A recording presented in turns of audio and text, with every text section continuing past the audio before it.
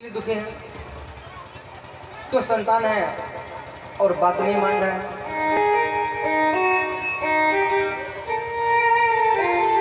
माता पिता का वो बात नहीं मान रहा है, इसलिए वो दुखी है। और कई घर में संतान नहीं है इसलिए दुखी है। संतान है तो भी दुखी है, संतान नहीं है तो भी दुखी है। और दुख के कई कारण हैं। किसी व्यक्ति के पास में रहने के लिए घर नहीं है इसलिए दुखी है।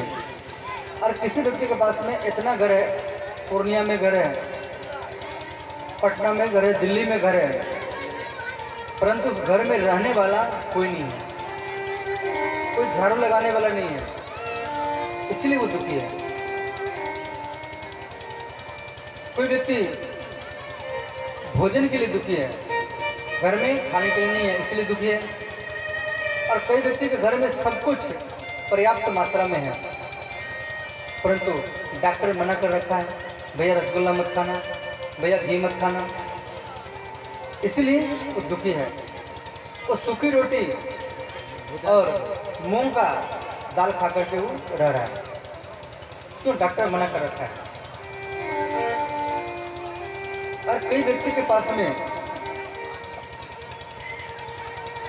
धन नहीं है इसीलिए दुखी है, निर्धन है। और कई व्यक्ति के पास में इतना धन है तो दूसरे को कर्ज दे रखा है, और जब कर्ज मांगता है तो मारने का धमकी देता है, भैया मैं आपको रुपया नहीं दूंगा, ज़्यादा बोलेंगे तो मैं आपको जान से मार दूंगा। तो इतना कर्ज ले रखा है और इतना कर्ज दे रखा है वो देने में असमर्थ है। तो इसलिए यहाँ कहा जा रहा है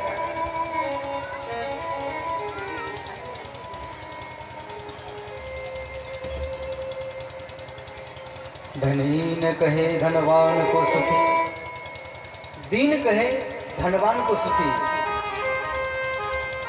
वो गरीब व्यक्ति सोचता है कि हमसे ज्यादा सुखी धनवान व्यक्ति होगा। धनवान सुख कहे राजा को भारी, वो धनवान व्यक्ति सोचता है कि हमसे ज्यादा सुखी वो राजा होगा। राजा कहे महाराजा को सुखी, वो राजा भी सोचता है कि हमसे ज्यादा सुखी वो महाराजा होगा। और महाराज कहे सुख इंद्र को भारी, महाराज भी सोचता है हमसे ज्यादा सुखी इंद्र होंगे। और इंद्र भी कह रहे हैं, इंद्र कहे चतुरानन को सुखी, इंद्र भी सोचते हैं कि हमसे ज्यादा सुखी ब्रह्मा जी होंगे। और ब्रह्मा जी कह रहे हैं चतुरानन कहे सुख विष्णु को भारी। वो ब्रह्मा जी भी सोचते हैं कि हमसे ज्यादा सुखी वो विष्णु जी हैं। और यहाँ तुलसीदास जी कह रहे हैं, तुलसीदास विचारे कहे हरि भजन बिना सब जीव दुखारी। तुलसीदास जी कह रहे हैं हरि भजन बिना सब जीव दुखारी। भगवान के भजन के बिना सब दुखी हैं, दुखी हैं। कोई तन दुखी कोई मन दुखी, कोई धन बिना रहत उदास, थोड़े थोड़े सब दुखी एक सुखी राम के दास। इस संसार में ऐसा कोई व्यक्ति नहीं है जो अपने सीने के ऊपर में हाथ रख करके बोल सके जो मैं सुखी हूँ। ऐसा कोई व्यक्ति है पंडाल में जो अपने सीने के ऊपर में हाथ रख करके बोल सके जब मैं सुखी हूँ? कोई नहीं है। सबको थोड़े थोड़े, यहाँ कहा जा रहा है थोड़े नहीं दुख है तो पर भी थोड़े थोड़े सब दुखी।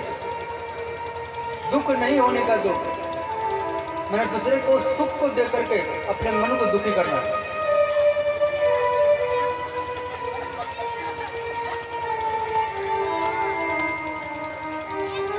तो दूसरे को सुख को देख करके अपने मन को दुखी करना है, इसको ही कहा गया थोड़े थोड़े सब दुखी। सुखी एक राम के दास। और यहाँ तो कहा जा रहा है, तुलसीदास जी कह रहे हैं हरि भजन बिना सब जीव दुखारी। इसलिए इस संसार में हर व्यक्ति किसी न किसी कारण से दुखी है। और जिसका मन भगवान में है वही सुखी है। जिसका मन भागवत में है वही सुखी है, वरना सब दुखी है। देखो, संसार में सबसे बड़ा संपत्ति क्या है? संसार में सबसे बड़ा संपत्ति क्या है?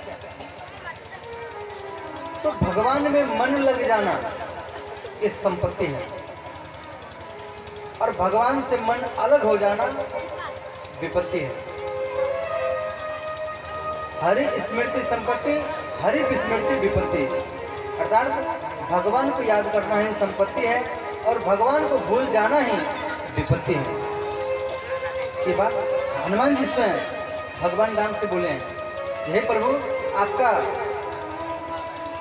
भक्ति वही है जब आपका कथा में मन लग जाए, वही संपत्ति है। और आपकी कथा से, आपके सत्संग से मन अलग हो जाए, वही विपत्ति है। घर में आग लग जाना ये विपत्ति नहीं है।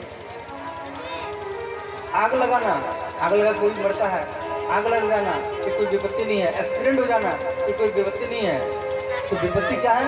तो भगवान से मन अलग हो जाना ही विपत्ति है, और भगवान में मन लग जाना ही संपत्ति है। तो इस प्रकार तो आत्मने ब्राह्मण दुखी रहता था, तो घर में संतान नहीं था, और घर द्वार को छोड़ करके आज मरने के लिए जा रहा है। क्यों मरने के लिए जा रहा है? तो घर में कोई संतान नहीं है।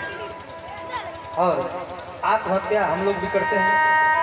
समाज में देखा कि बहुत व्यक्ति आत्महत्या करते हैं। आत्महत्या करना नहीं चाहिए। देखो, हम सोचते हैं आत्महत्या कर लेंगे तो हम सारे दुखों से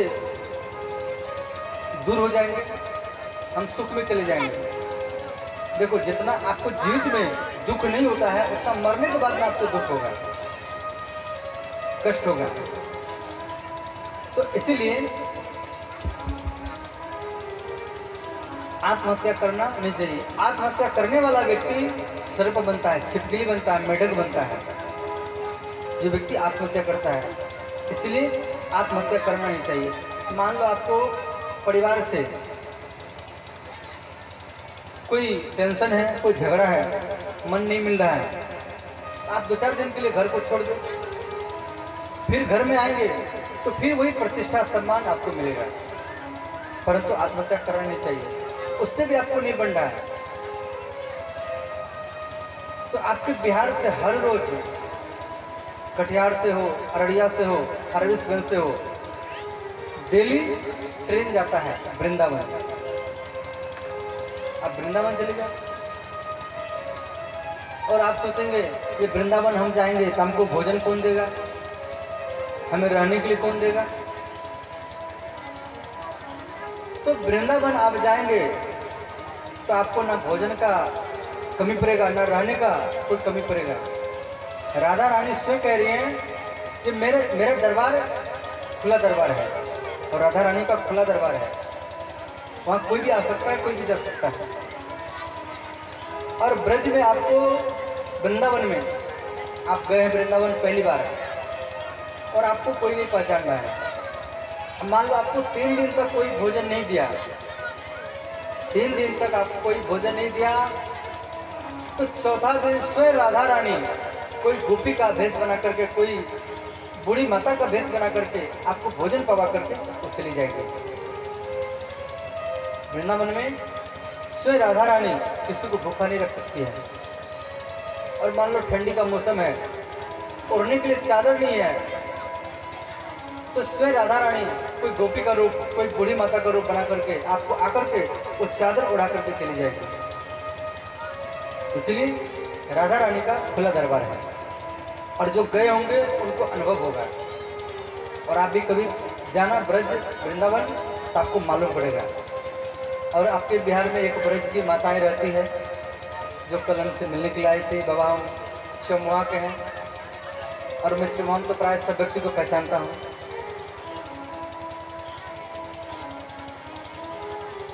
तो अगल बगल के कहीं होंगे। तो इस प्रकार वृंदावन चले जा, आत्महत्या करना नहीं चाहिए। तो आत्मदेव ब्राह्मण एक पैर के नीचे मरने के लिए सोच रहा है। मरने वाला भी व्यक्ति सोचता है मैं कैसे मरूं, मैं जहर खा के मरूं या फांसी लगा के मरूं या डीजल डाल करके अपने शरीर पे मरूं या नदी में डूब करके मरूं, मैं कैसे मरूं। मरने वाला व्यक्ति वो सोचता है।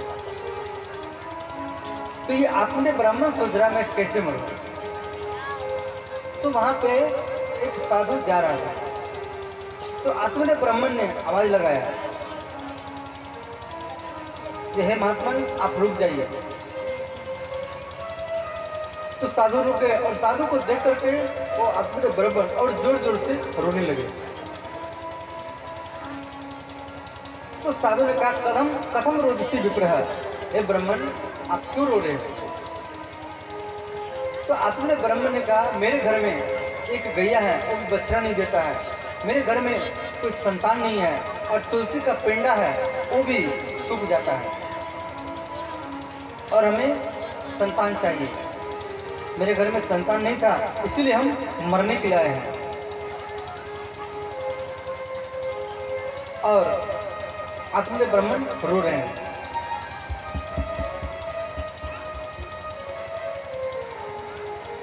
तो आत्मदेव ब्राह्मण रो रहे हैं। तो साधु ने आत्मदेव ब्राह्मण के ललाट को देख करके बोले ब्राह्मण आपके मस्तक के ललाट से रेखाओं से मालूम पड़ता है कि आपको 7 जन्म तक कोई संतान आपको नहीं मिलेगा, कोई संतान का सुख नहीं मिलेगा। देखो एक तो संतान नहीं था इसलिए मरने के लिए आया था और ऊपर साधु ने कहा कि आपको 7 जन्म तक कोई संतान नहीं मिलेगा।